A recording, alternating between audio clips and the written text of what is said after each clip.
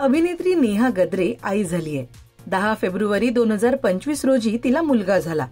Social मीडियावर post share करत नेहाने आई झाल्याची आनंदाची बातमी दिली आहे। या पोस्टमध्ये नेहानं तिच्या बाळाचं नाव सुद्धा सगळ्यांना सांगितलंय। लेकाचं नाव तिने इवान ठेवलंय। Welcome to the world baby Ivaan अशी पोस्ट शेअर करत नेहाने ही बातमी दिली। विविध मराठी मालिकांमध्ये काम करत नेहाने तिचा चाहता वर्ग तयार केला होता।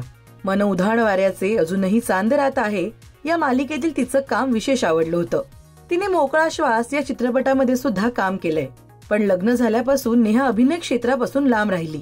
2 मार्च 2019 मध्ये तिने ईशान बापटशी लग्न केलं आणि ती ऑस्ट्रेलियामध्ये सेटल झाली। काही दिवसांपूर्वीच ऑस्ट्रेलियाच्या समुद्र किनाऱ्यावर बेबी बम्पसह तिने फोटोशूट केलं होतं आणि आई होणार असल्याची बातमी शेअर केली होती।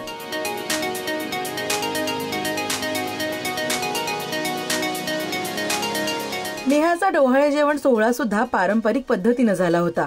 अभिनेत्री सुकन्या कुलकर्णी मोने आणि त्यांची लेक जुलिया सुद्धा या कार्यक्रमाला हजर होत्या। दरम्यान परदेशामध्ये परवानगी असल्यानं नेहा आणि ईशानने त्यांच्या बाळाचं जेंडर सुद्धा रिव्हील केलं होतं।